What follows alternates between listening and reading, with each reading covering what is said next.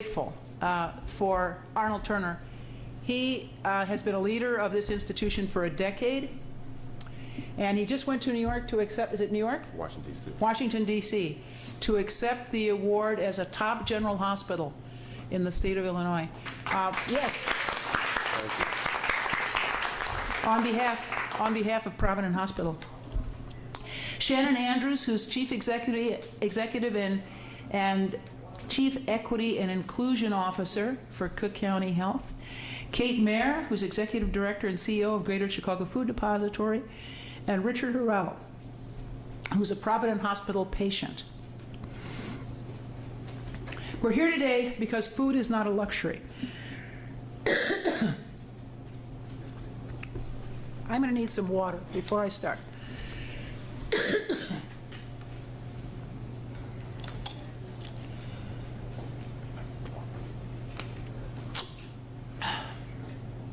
I got one, thank you. All right, let's begin again. We're here because food is not a luxury. It's a basic human need. And it's foundational to health, dignity, and opportunity. When people have reliable access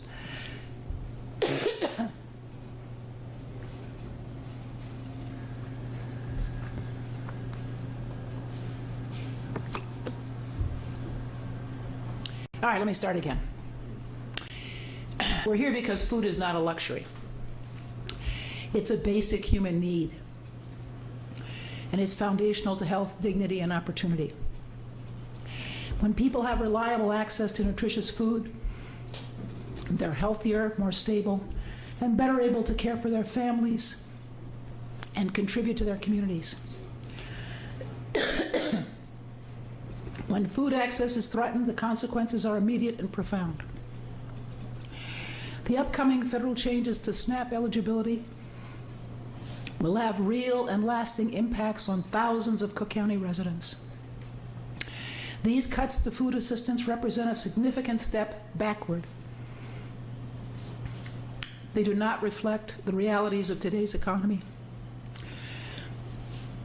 Under the Trump administration, the cost of living, including the cost of food, has continued to rise, while job creation has stagnated.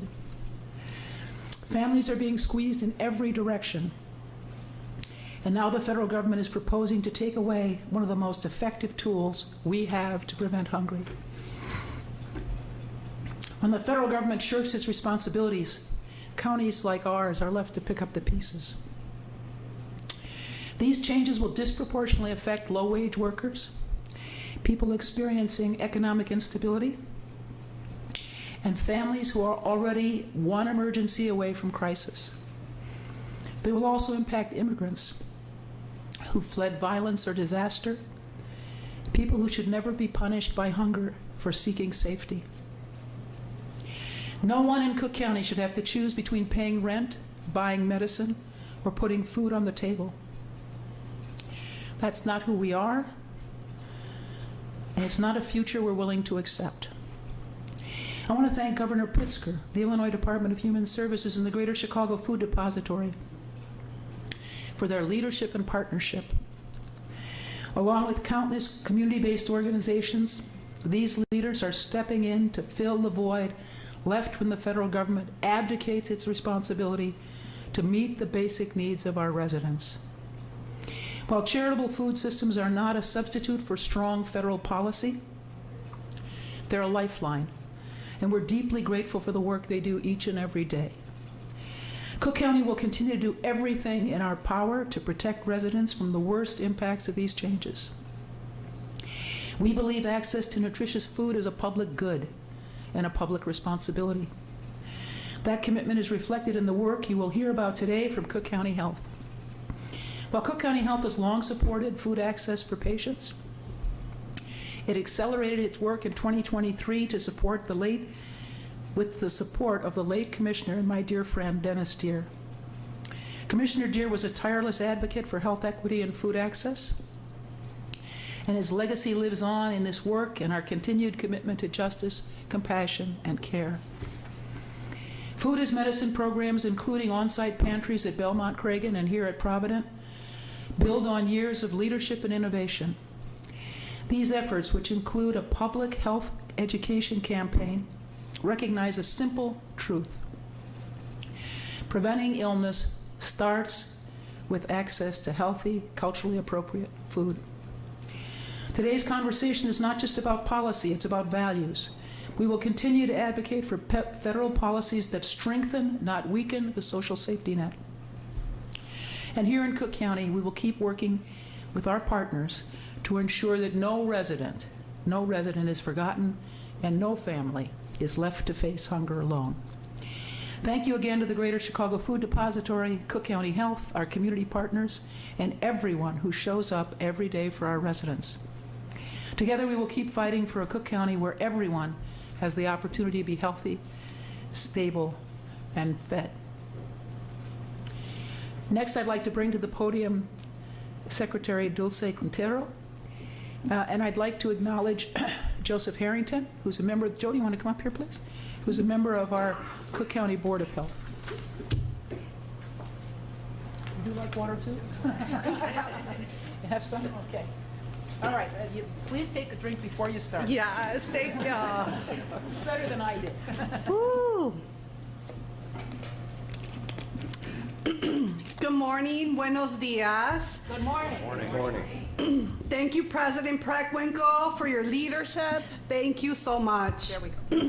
And thank you to everyone for joining us here at Provident Hospital this morning. My name is Dulce Quintero, and I'm the Secretary of Illinois Department of Human Services. At IDHS, we work to make sure people can access essential supports like food assistance, behavioral health care, and services that help families stay safe, stable, and connected, especially during periods of change and uncertainty. That's why so many families right now are navigating the difficult challenges. As many of you know, beginning February 1st, federal SNAP rules are changing. More people will be classified as able-bodied adults without dependents, often called ABODs. Many will require to work or volunteer at least 80 hours per month or qualify for an exemption to keep their SNAP benefits. By May, individuals who do not meet those requirements and do not qualify for an exemption may lose benefits. We know this is stressful. No one should lose access to food because the rules are confusing or because they didn't know where to turn. That's why Illinois is preparing and acting. IDHS has already sent notices to individuals who may be impacted by these federal changes, along with the forms needed to request an exemptions if they qualify. We've also built a new online SNAP work requirement screener. People can go to abe.illinois.gov to check their status, understand what steps, if any, they need to take next.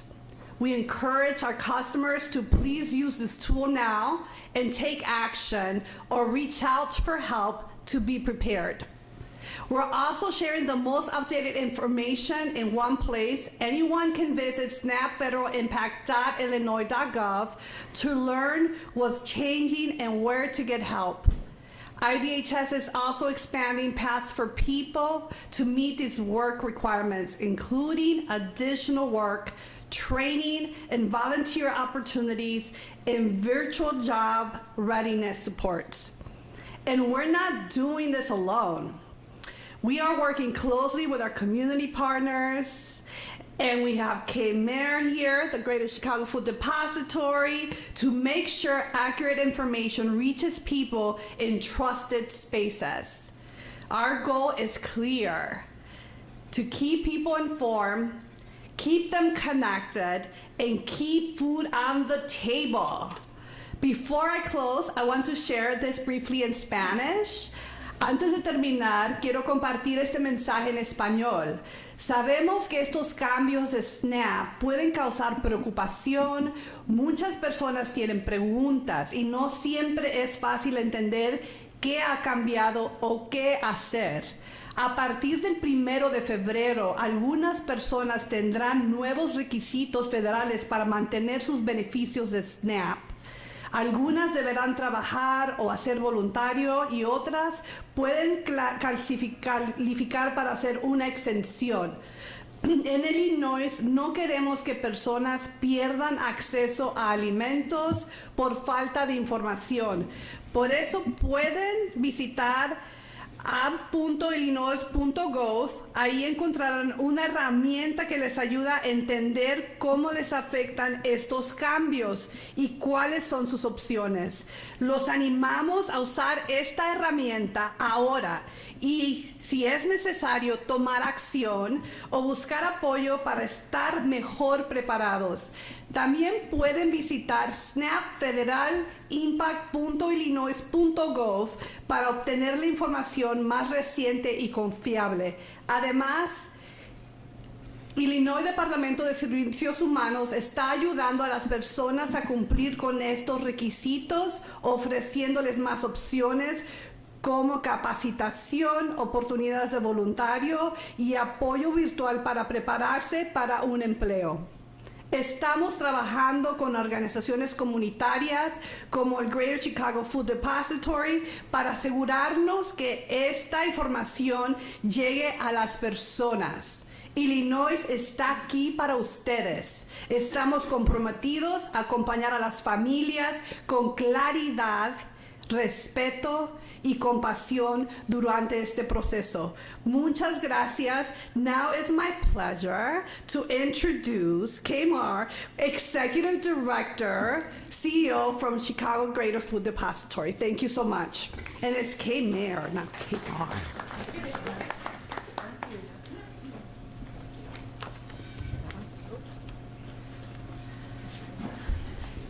Good morning. Thank you, Secretary. Thank you, President Preckwinkle. I am Kate Mayer. I am the CEO of the Greater Chicago Food Depository. And at the risk of what I know would be tedium for some of you, what I'd really like to do today is repeat every single word that the President said, not because she needed a cough drop, and every single word that the Secretary said. I will save you from that, but I am going to lift up one thing that I heard from the President, which just moved me. Food is not a luxury. Food is, in fact, the most basic of human needs and, I believe, a human right. And yet, for so many people in this community, in this state, and in this country, it is a challenge every day to make sure that there is food, healthy, nutritious food available for our neighbors who need it. To be clear, access to food is not just about filling a plate. It is not just about calories. It is about fueling our bodies. It is about mental health. It is about preventing chronic health conditions. Food is foundational to health and wellness for an individual, for a community, for a state, and for a country. Unfortunately, here in Cook County, we know that there are approximately 28% of our overall population who struggle with access to food. And that struggle, as you have heard, is about ready to get more difficult. On February 1, we will begin to see the next wave of challenges brought forward by the bill signed by the President, passed by Congress, H.R. 1, which will dismantle the SNAP program, a program that has been the single most important part of the safety net for vulnerable neighbors in this country. We got a glimpse of what dismantling might look like when the federal government went into a shutdown, and in the first 10 days of November, the United States Department of Agriculture decided to suspend SNAP payments. within an instant, we saw our neighbors, men and women, children, older adults, people who were coming on their way to work, who had to go from the pantry to work, sign up to stand in line for hours and be able to get food. We are grateful, incredibly grateful, to have partners like our partners at the Cook County Health System, which has pantries that are there for neighbors in need. We are grateful to the leadership of President Preckwinkle for making sure that there are funds so that we can fill pantries all across Cook County. But I also want to lift up something else the president said. As amazing as this charitable response and these partnerships are, and they are amazing, Cook County shines in a way that no other county in this country does. We are a drop in the bucket compared to what the SNAP program does. If you take all of the food from all of the food pantries all across this country, what we are able to do, for every ounce of food we can provide one meal, and SNAP provides 9. We cannot fill the gap. We need systems change. We need our leaders in Washington, D.C., frankly, to wake up and realize that this is foundational, that we must come together and we must ensure that everyone in our community has the food that they need and deserve to thrive. Until that can happen, I am so grateful for the partnerships that we have here in Illinois and here in Cook County. We are standing in a place that has made sure that its patients and its community have, in fact, what it needs to thrive. And it's my great pleasure to introduce Dr. Makaitis.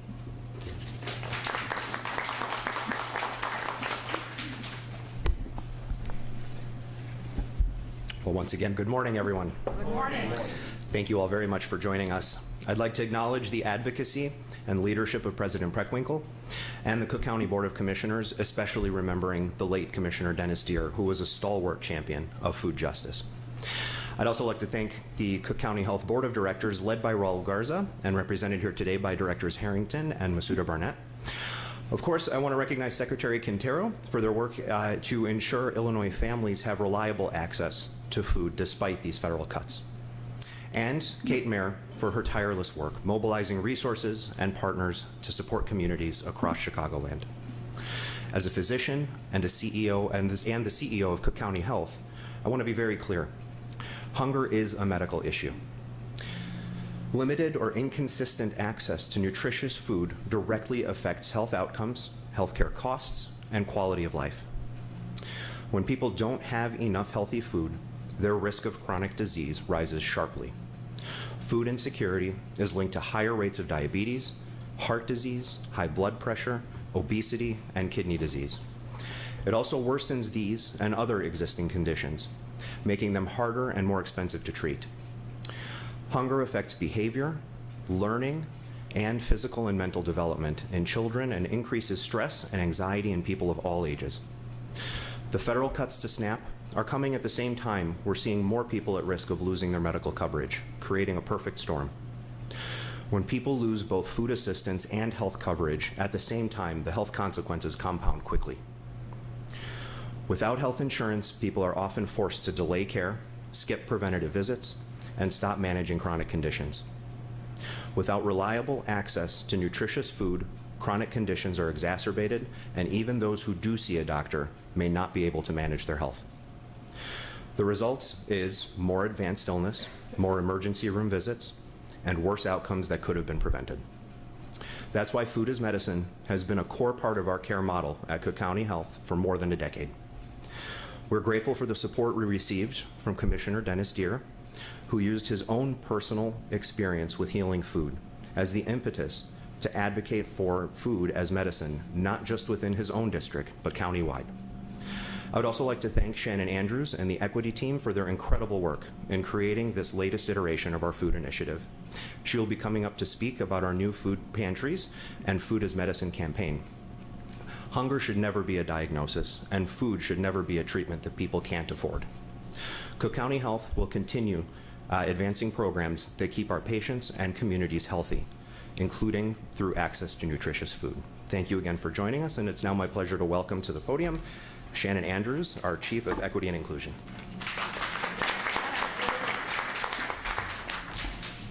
Good morning. Good morning. Thank you, Dr. Makaitis, and I also want to thank our Cook County Health Board of Director leaders who've joined us here today, Director Harrington and Director Burnett. Thank you so much. It's always a pleasure and an honor to stand at the podium with President Preckwinkle, and we are grateful for her leadership at Cook County Hospital. I'd also like to acknowledge all of our CCH Board of Directors, our Cook County Board of Commissioners, and certainly our partners who we could not do this work without from the Greater Chicago Food Depository in the state. I am Shannon Andrews, as introduced, and I am the Chief Equity and Inclusion Officer at Cook County Health. Food insecurity, as you have heard, is a public health issue, and it disproportionately affects underserved communities already facing inequity. Cook County Health's Food as Medicine initiative recognizes that access to nutritious food is essential to preventing and treating chronic and acute disease. By treating food as a part of healthcare and with great partners, as we've recognized today, we have a unique opportunity here at the hospital to help reduce barriers and improve outcomes for conditions that are leading drivers of morbidity in our system. Nutrition-focused interventions have shown promise in improving clinical outcomes and lowering long-term healthcare costs associated with poorly managed chronic conditions. Cook County Health has a strong commitment to food security and nutrition. Long before food as medicine was a national buzzword, Cook County Health was screening patients for food insecurity and connecting them to local food resources and nutritional resources. Building on that, in 2024, Commissioner Dennis Deere championed expanding food as medicine in his district and across Cook County, driving public awareness, strengthening community partnerships, and advancing food equity policies. It is through his vision and legacy that we are building on that platform with our dedicated team of dietitians, nutritionists, doctors, advocates, and communicators. Today, we want to highlight two of our dedicated food pantries for patients with food-sensitive medical conditions, one at Belmont Cragen Health Center and one right here at Provident Hospital with Dr. Arnold Turner, impacting the local community and neighborhood. These pantries provide whole foods, fresh produce, lean proteins, low sodium and no sugar options that support our patients' clinical nutritional goals. They are stocked thanks in part to our partnership with the Greater Chicago Food Depository.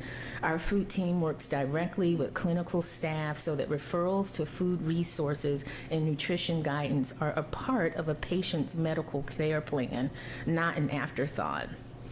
We've also launched a public education campaign to raise awareness about healthy food options. This public education effort starts this month and runs through March and includes bilingual content, including graphics and videos to share information about food, the concept of food as medicine. I would also like to thank the entire Food as Medicine team who are here with us today, Afifa Khan, Taylor Hemphill, and Tiana Taylor, both who work alongside all of our partners to ensure that the pantries provide a place of medicine or a continuation of medicine. Stable access to nutritious food certainly impacts hunger, but it also impacts blood sugar, blood pressure, cognitive development, immune function, and just overall resilience. And when policy changes reduce access to food assistance, we expect to see worsening health outcomes and widening disparities.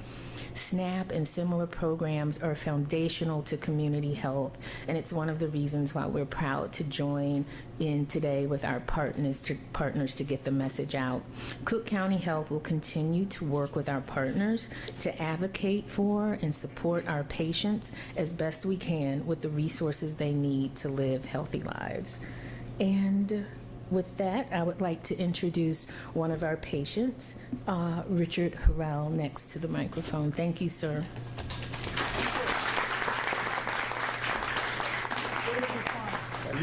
How you doing? Good morning. Good morning. Everyone. My name is Richard Harrell. I have been a patient at Cook County Health for many years. Always knew the need of eating better. I'm a retired chef, and I've retired due to bad health, eating habits. I had a bad eating habit for years, but I've spoken with my doctor personally, and she introduced me to the food pantry here. And I've been going since then, and it has helped me tremendously. The vegetables and the fruits that I've been receiving here, I've been making smoothies, I've been eating salads, and especially the beets. It has helped me out tremendously. I have no more problems with my gout. My blood pressure has been sustainable, and also my weight. I'm able to move around a little better and assist my grandkids. All right. And they also, my grandkids also recognize my different habits. They look at me funny, but when they see me looking better and moving better, they tend to taste it and like it also. So it helped me out tremendously with the food pantry that I come to every week, and it has changed my life tremendously due to my health problems in the past. And I'm able to continue, working with my art and being stronger every day as I change my eating and drinking habits. So once again, the food pantry is very important to me and my family. And this program takes the shame out of food insecurity, because me being a chef, I should know better, but coming here helped me to recognize the importance of nutritional foods. And I take it very seriously now that my health has changed and has improved tremendously thanks to this food pantry at Cook County Health. Thank you all so much.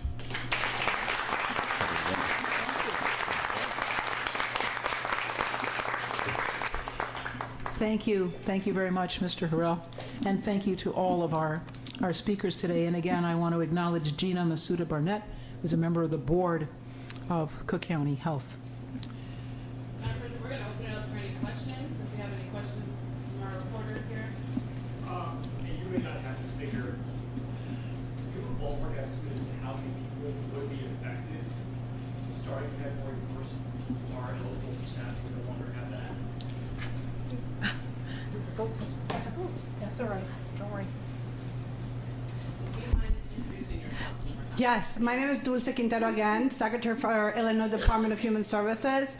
So for ABOTs, for the work requirements, we were estimated about 400,000. Thankfully, we've been able to get about 100,000 already exemptions. So we have about 200,000+ more to go. So we got to get the word out. Thank you.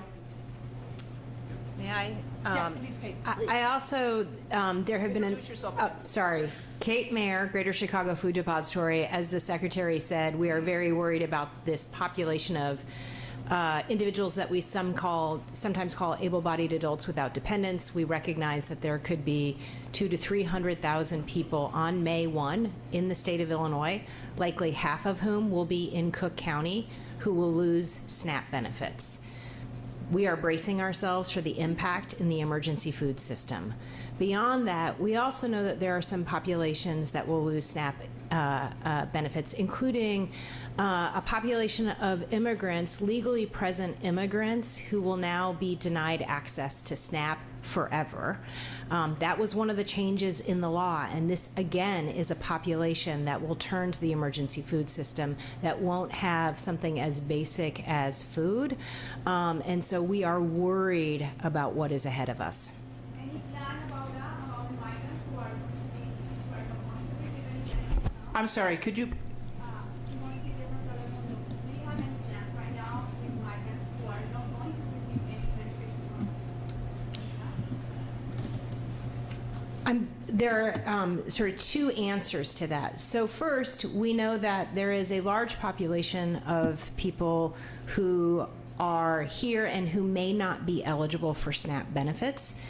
We also know that there are many people who are here, who are immigrants, who are eligible, but who are afraid right now in our community because of what we've experienced over the last several months. And so those are two different populations that we are working very closely with our partners at the state, but also through the charitable food system. How do community organizations show up and support people who may be afraid to leave their home, who may be afraid to go to a food pantry, or who may not be eligible for the program? This is a very specific population that we're talking about, legal asylees who have been in this country who now will no longer have access. The department is reaching out to these individuals, informing them, and this has been a strong partnership of where people can turn to the emergency food system. The most important thing that we can do, and this is really why I'm so pleased to see all of you here, is that we need to spread the word. We need people to understand if you need food, if you have SNAP today, we need you to understand that there are changes coming. We're going to be there for you, but there are so many people who still don't understand, who are not aware that these changes are coming. The Secretary mentioned resources that exist on the Illinois Department of Human Services website. My ask is that everyone spread the word about those resources so that we can ensure everyone in the state knows what is about to come. En español un poquito. Sabemos y reconocemos que hay personas que no tienen documentos que van a ser impactados por este cambio. Hay muchas personas que tienen miedo o no van a saber si pueden calificar o no. Les invitamos a que llamen al Departamento de Servicios Humanos, porque hay personas que tal vez no quieran ir a la oficina personalmente, también vamos a tener acceso por teléfono. Quieren información, llámenos. También estamos por la página de web para que mejor queremos que las personas sepan, hay que preguntar para informarse y en vez de no actuar. Queremos que actúen por medio de llamada o por línea. Hay opciones para ver qué hay opciones para la persona. Cada familia va a ser diferente. Nada más quería añadir eso. Muchas gracias. Yes, are there any further questions? Yes. After February 1st, can someone still submit paperwork to prove their eligibility, or is it once February 1st, you'll have to wait? People can still submit their paperwork. I think a lot of it is starting February 1st is when it starts counting in the sense of the work requirements, and people have till May, but a lot of it is we have to encourage people to do this now. I think a lot of times if we don't get the word out, it takes a little longer. We want people to reach out, to find out, get information. We're urging people now, but obviously if it's within February 1st, but people cannot wait too long. I think it's acting now should be the message across that we want others to help spread. Kate, anything else that I might have left out? No, I think that's right. Thank you. Further questions? All right, hearing none. Let's take a group picture.